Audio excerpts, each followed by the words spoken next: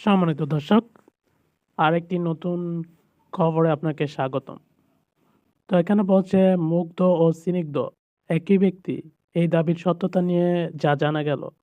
মানে এখন ফেসবুকে একটা সমালোচনার ঝড় উঠছে যে স্নিগ্ধ এবং মুগ্ধ কি একই ব্যক্তি? মুগ্ধ কি আজও মারা গেছেন? নাকি এটা বানানো হয়েছে? তো চলুন আমরা একটু জেনে নেই। আবারও সমালোচনায় এসেছে বৈষম্য বিরোধী ছাত্র আন্দোলনে নিহত মীর মাহফুজুর রহমান।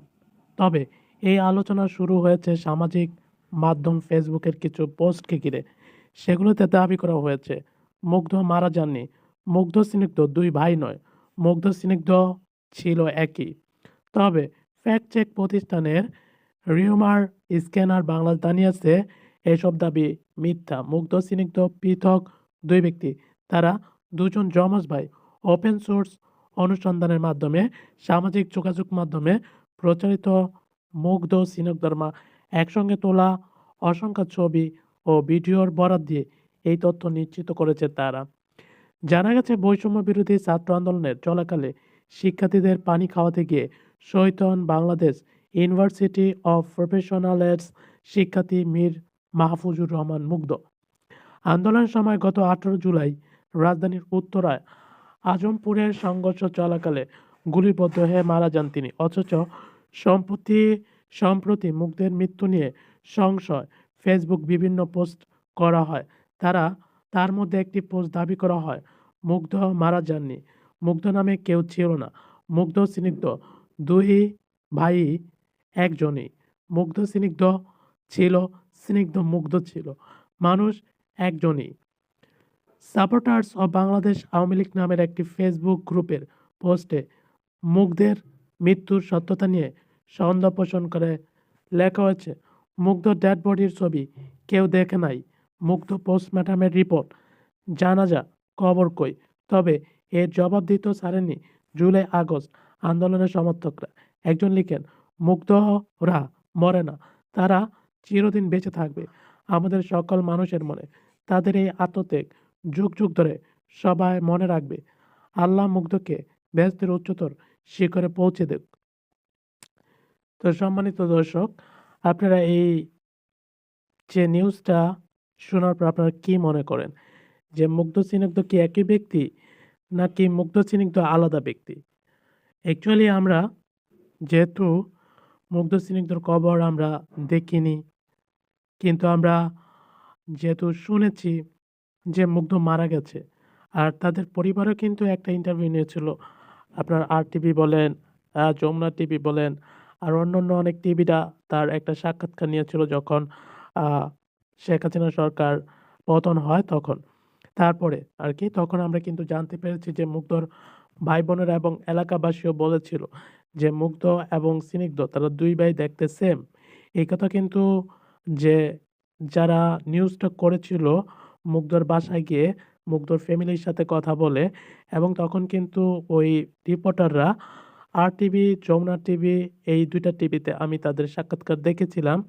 তো সেখানে কিন্তু মুগ্ধর ফ্যামিলি এবং পাশাপাশি মুগ্ধদের এলাকার যে এলাকাবাসী আছে তাদের কাছ থেকে কিন্তু সাংবাদিকরা ইন্টারভিউ নিয়েছিল।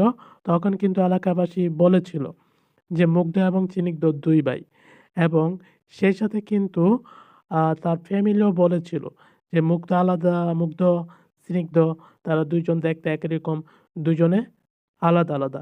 কিন্তু এখন হঠাৎ করেই যে আওয়ামী লীগের একটি গ্রুপ থেকে আর কি তারা পোস্ট করছে মুগ্ধ স্নিগ্ধ একজনই, আসলে মুগ্ধ মারা যায়নি, এটা সেটা।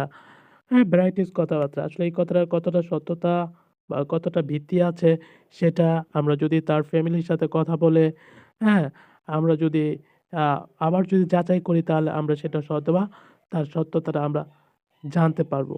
এবং সেই সাথে আরটিভির একটা আ সাক্ষাৎকার এবং যমুনা টিভিরও সাক্ষাৎকার আমি দেখেছিলাম যে মুগ্ধর ফ্যামিলি বলেছিল মুগ্ধ স্নিগ্ধ ২ ভাই।